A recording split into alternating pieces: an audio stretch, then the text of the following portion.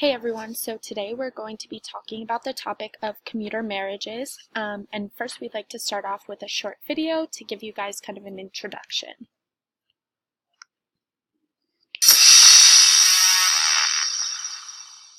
The ongoing economic malaise has played a part in the expansion of what used to be a relatively small subculture, those involved in commuter marriages.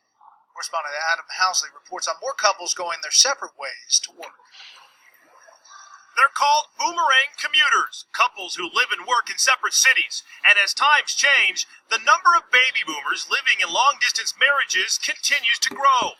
While it may not be their first option, they're finding a way to make it work. They have to say, this is the new normal, and how are we going to do it the best way we can, and how are we going to, support each other in this? From financial necessity to pursuing a dream, new statistics show that almost 3 million American couples are in commuter marriages, up from just 500,000 in 1980. They're in their 50s, married 20-plus years, and most are academics or in white-collar professions. Couples like Nancy Fagan and Joe Murphy, who've been living and working in different cities for the past 2.5 years. He's an executive in Boston, and she runs a successful divorce mediation business in San Diego. We didn't want to, but the economy tanked, and I saw it as a good opportunity to relocate my business from Boston down to San Diego and take advantage of all the discounted office space. If people are careful about it and go into it with their eyes open, you can certainly make it work. And so far, they are making it work, and looking forward to being back together when he retires in San Diego. Following dreams like this can be easier for older couples because earlier in life, there are likely more bills or kids at home. Baby boomers are now at the section of their life where they want to pursue additional dreams, or if they're going to make a course correction, this would be the time. Many of these couples say they're happier than ever. They still give plenty of time to their marriage, and the numbers seem to agree, as divorce is no more frequent in commuter marriages than those who live under the same roof. In Los Angeles, Adam Housley, Fox News.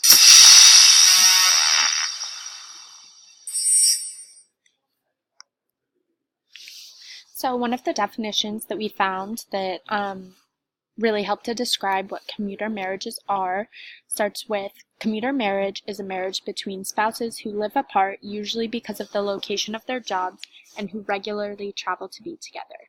Commuter marriage is a growing form of distant relationship. More than 3.5 million couples in the United States are living in such marriages, and that number has more than doubled since 1990. Next, let's look at some statistics. According to this chart, the United Kingdom led with 5 million couples in commuter marriages and LAT relationships. The U.S. follows with 3.6 million couples in these kinds of relationships.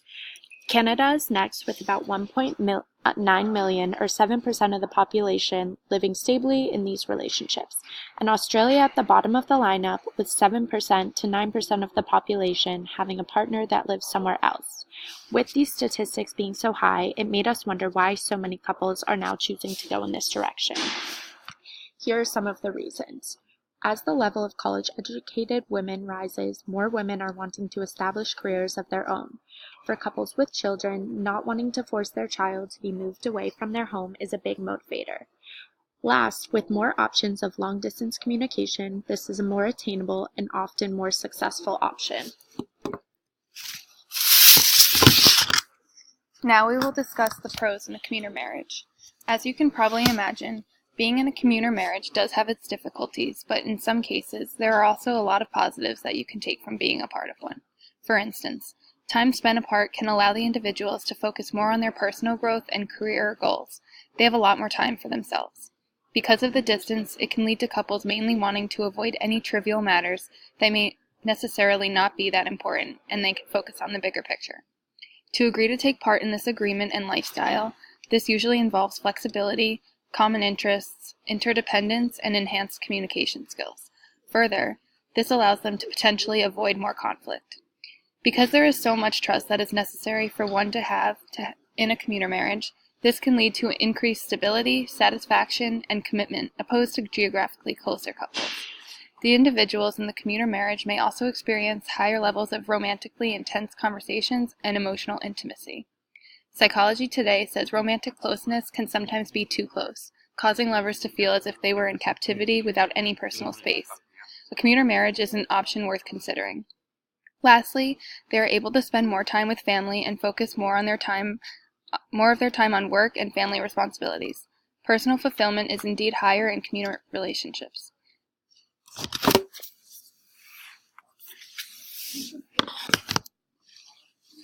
As we just learned, commuter marriage can be ideal for some, but for the other half, it has its problems.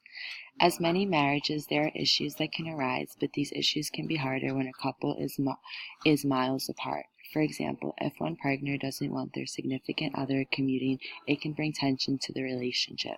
With distance, there may also be sacrifices that have to be made, such as something as little as having dinner together every night that was once very meaningful to now having dinner ate separately, which can cause a lot of emotions.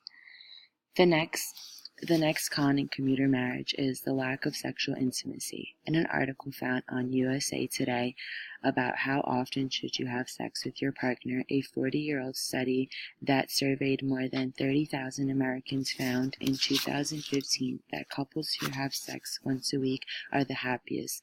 That may not be the case for a commuter marriage that can be separated for weeks on months to years. Now, say a commuter marriage involves kids that puts a lot more responsibility on the partner left behind at home, creating emotions that you may feel alone and don't have support. This type of marriage can also cause one to miss certain moments such as birthdays or graduations or even holidays that would much rather be spent together. Commuter marriage may also cause financial issues because there needs to be two of everything. The last con is losing your identity in the relationship because of distance and so much emotions. It can create vulnerability. Being apart from your loved one can be extremely hard to cope with. In every relationship there is the good and bad, though anything can be managed if both partners want it bad enough.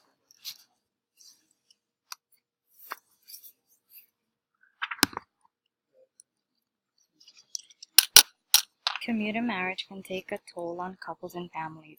Having to live in separate homes throughout the week and not being there for your family can have a really negative effect on you and your partner. Your partner can feel as if you're not involved enough, and they can deal with day-to-day responsibilities unlike you, helping with the kids with their homework each night and vice versa. The partner that's commuting back and forth may feel as if they're not being valued enough for the sacrifice he or she is doing for the family to provide.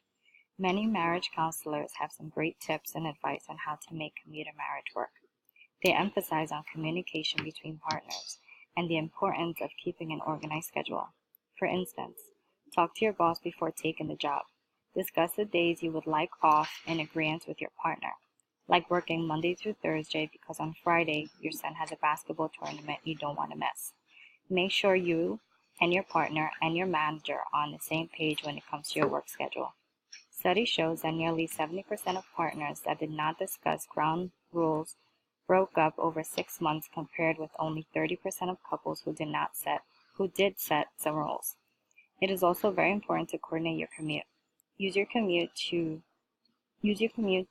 back home to answer emails, catch up on work. That way, when spending time with your family, you don't think about a deadline you have to meet. Another great tip is to take advantage of technology resources. On-screen communication and seeing your family on Skype or FaceTime is better than sending a text. Take the time you have to call and show them that although you might be busy at work and miles away, you're still thinking about them. Lastly, finances in commuter marriage can cause many issues. It is very important to note that having two places to live can be very expensive. Consider a small home, one where you don't have much luxury, just the essentials to live comfortably, while your family back at home has everything. Keep track of all your bills from both homes. That way you won't be stressed out and cause your family more stress. According to Lisa Cullen, a writer for the Business Times magazine, who had her share of commuting marriage, says sharing boring daily life matters, such as a dog got sick today, we have a new mailman, my boss smelled like cheese today, etc. to make the other partner feel like he or she is not missing out on anything, and to share some laughs with each other.